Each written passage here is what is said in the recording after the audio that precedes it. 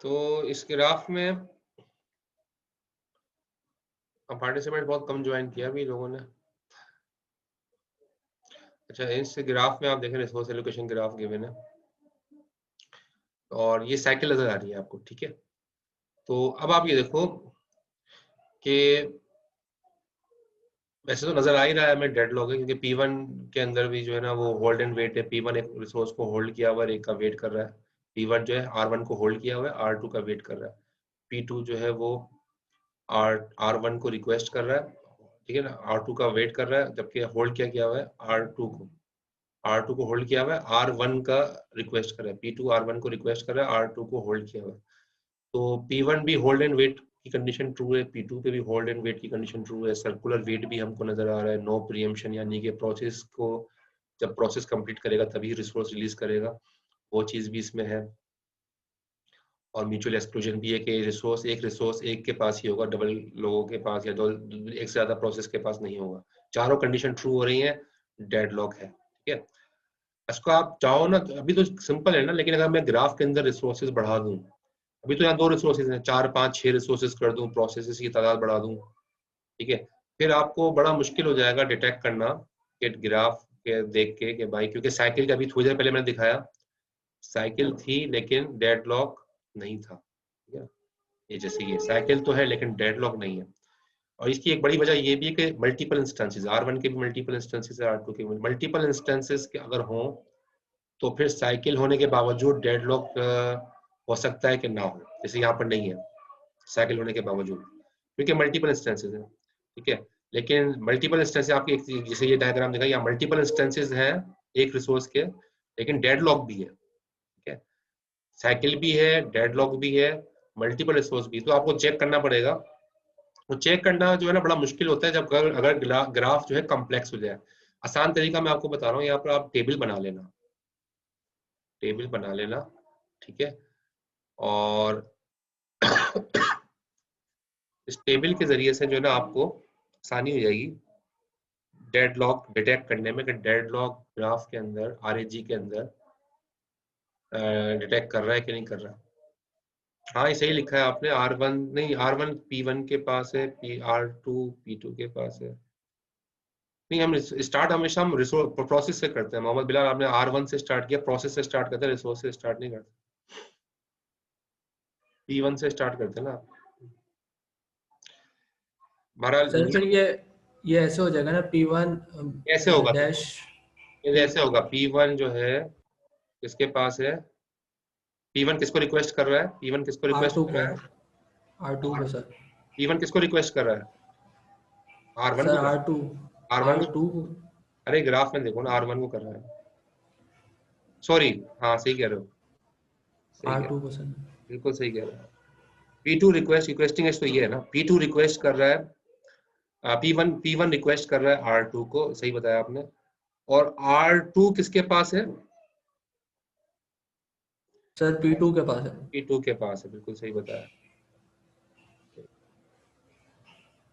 R2 है P2 के पास। और P2 किसको रिक्वेस्ट कर रहा है, R1 को सर। R1 को, सही बताया। और R1 किसके पास है, P1 के पास है। P1 के पास। ये है इसका जो आपने बनाया था ना, ये सही है, क्योंकि प्रोसेस से स्टार्ट करते हैं, हमने रिसोर्स से स्टार्ट किया था, हाँ P1 से हाँ स्टार्ट बस सर, होगा और P1 पे वापस आएगा। सही है सही।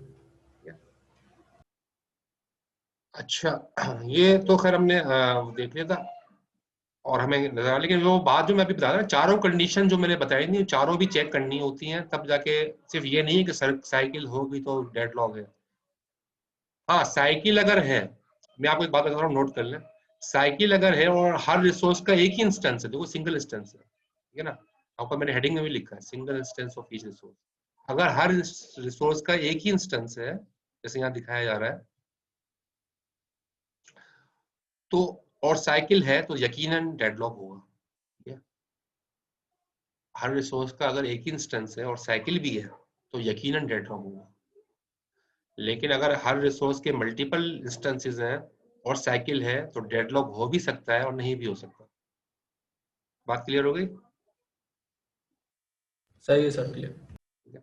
अच्छा, अब यहाँ पर ये देखें, ये मैंने आपको बताया था कि ग्राफ कॉम्प्लेक्स भी हो सकता है, तो डिटेक्ट करने के लिए तो आपको मतलब टाइम लग जाएगा काफ़ी अगर कॉम्प्लेक्स ग्राफ होगा, क्योंकि प्रोसेस की तादाद ज़्यादा होगी, रिसोर्सेज की तादाद ज़्यादा होगी। तो आप इस तरह से एक टेबल बना लेना, इससे प्रोसेस P1 P2 लिखा है, नंबर ऑफ प्रोसेसेस आपने यहाँ लिख दिए कॉलम में, तो ही प्रोसेस है इसके अंदर। देखो एक P1 है एक P2 है, तो आपने लिख दिया P1 P2।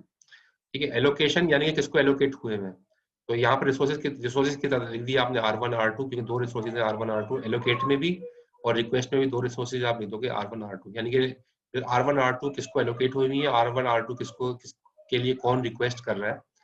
तो ये दोनों चीजें टेबुलर फॉर्म में होंगी तो आसानी होगी। अब देखो P1 जो है क्या R1 का के लिए रिक्वेस्ट कर रहा है, P1 के R1 के लिए रिक्वेस्ट कर रहा है,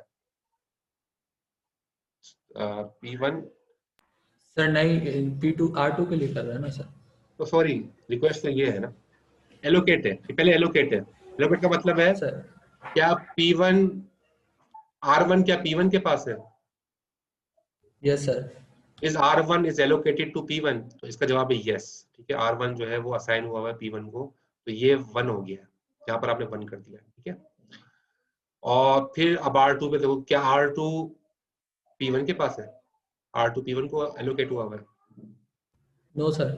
नहीं, तो यहाँ आपने 0 लिख दिया। ठीक है, इस तरह फिर P2 प्रोसेस की बात करें, P2 R1 जो है क्या वो P2 को एलोकेट हुआ है, R1 क्या P2 को, तो हम देखें R1 जो है वो P2 को नहीं P1 को एलोकेट हुआ है, P2 को एलोकेट नहीं हुआ, P2 तो रिक्वेस्ट कर यस रहा सर। है R1 की, लेकिन एलोकेट नहीं हुआ, तो हमने यहाँ पर 0 लिख दिया। और R2 क्या P2 को एलोकेट हुआ है, P2 के पास क्या R1 है, R2 है, P2 के पास क्या यस सर। तो P2 के पास R2 है। ठीक है, P2 के पास R2 है, तो हमने यहाँ पर इसका भी 1 कर दिया। ठीक है, तो ये तो एलोकेशन हो गई। रिक्वेस्ट का मतलब क्या, वो रिक्वेस्ट क्या P1 जो है R1 को रिक्वेस्ट कर रहा है, तो P1 R1 को रिक्वेस्ट नहीं कर रहा, तो यहाँ पे 0 लगा दिया। तो P1 क्या R2 को रिक्वेस्ट कर रहा है, तो यस P1 जो है वो R2 को रिक्वेस्ट कर रहा है, तो यहाँ आपने 1 कर दिया। और P2 क्या R1 को रिक्वेस्ट कर रहा है, तो आप देखिए P2 R1 को रिक्वेस्ट कर रहा है, यस, तो आपने यहाँ 1 कर दिया।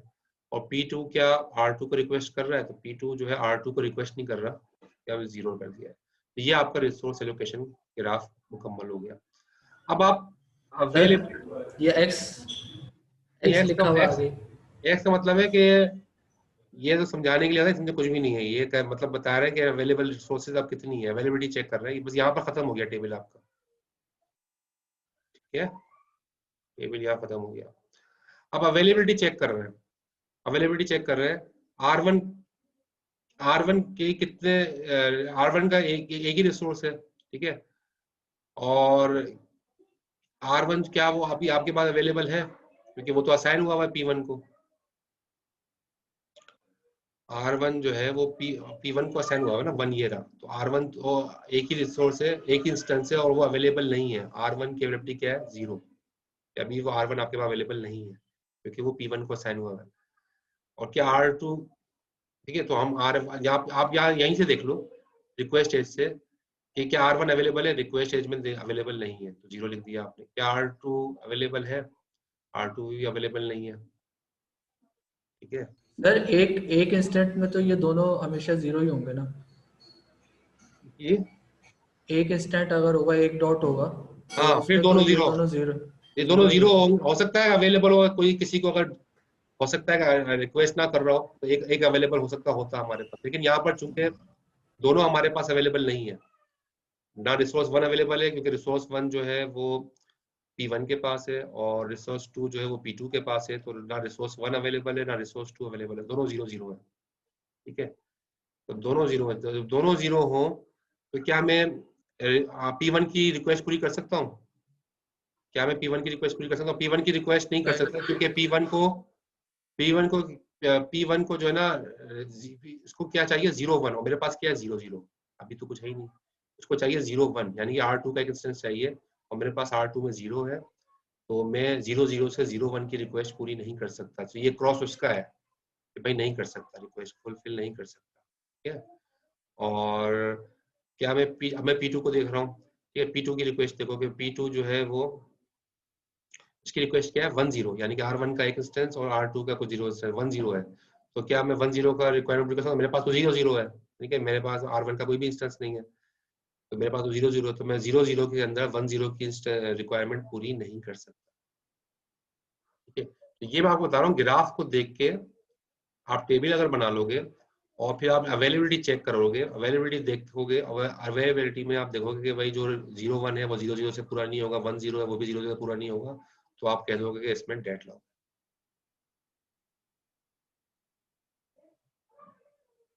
ठीक है। ये ये जो तरीकेकार उस सूरत में है जब आपका पास सिंगल इंस्टेंस हो रिसोर्स का, तो उसके लिए ये तरीकेकार जो है हम यूज करते हैं, ठीक है। सिंगल इंस्टेंस के लिए, मल्टीपल के लिए जो है बैंकर्स एल्गोरिथम अच्छा है। अच्छा, एक और एग्जांपल भी अभी बताता हूँ आगे, अभी 1 बज गया है, तो नमाज के ब्रेक के बाद 2:15 क्लास कंटिन्यू करेंगे और फिर इंशाल्लाह मैं इस स्लाइड से कंटिन्यू करूंगा। ये साइक्लिक, इसमें साइकिल नहीं है, ठीक है। ये साइक्लिक है, इसको भी थोड़ा सा, इसका भी टेबल बना हुआ है तो उसको भी देखते हैं, नमाज का एक ब्रेक लेके 2:15 फिर कंटिन्यू करते हैं।